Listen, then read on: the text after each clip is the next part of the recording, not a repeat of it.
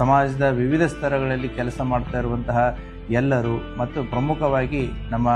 ಶಾಲಾ ಕಾಲೇಜುಗಳಲ್ಲಿ ಓದ್ತಾ ಇರುವಂತಹ ವಿದ್ಯಾರ್ಥಿನಿಯರು, ನಮ್ಮ ವಿಜಯಪುರ ಜಿಲ್ಲೆಯ ವಿವಿಧ ಇಲಾಖೆಗಳಲ್ಲಿ ಕೆಲಸ ಮಾಡ್ತಾ ಇರುವಂತಹ ನೌಕರಸ್ಥರು, ಹೀಗೆ ಎಲ್ಲ ಸ್ತರಗಳಿಂದ ಸಾರ್ವಜನಿಕರು ಬಹಳಷ್ಟು ಸಂಖ್ಯೆಯಲ್ಲಿ ಇದರಲ್ಲಿ ಭಾಗವಹಿಸಿ ವಿಜಯಪುರ ಪೊಲೀಸರೊಂದಿಗೆ ತಾವು ಕೈ ಜೋಡಿಸಿ ನಮ್ಮ ಸಮಾಜದಲ್ಲಿ ಹಬ್ತಾ ಇರುವಂತಹ, ಸಮಾಜದಲ್ಲಿ ಪಿಡುಗಾಗಿರುವಂತಹ ಈ ಡ್ರಗ್ಸ್ಗಳ ವಿರುದ್ಧ ನಮ್ಮ ಹೋರಾಟವನ್ನು ಮುಂದುವರಿಸೋಣ. Zero tolerance towards the drugs ಅನ್ನೋದು ನಮ್ಮ ವಿಜಯಪುರ ಜಿಲ್ಲೆಯ ಒಂದು ಉದ್ದೇಶ ಆಗಿದೆ.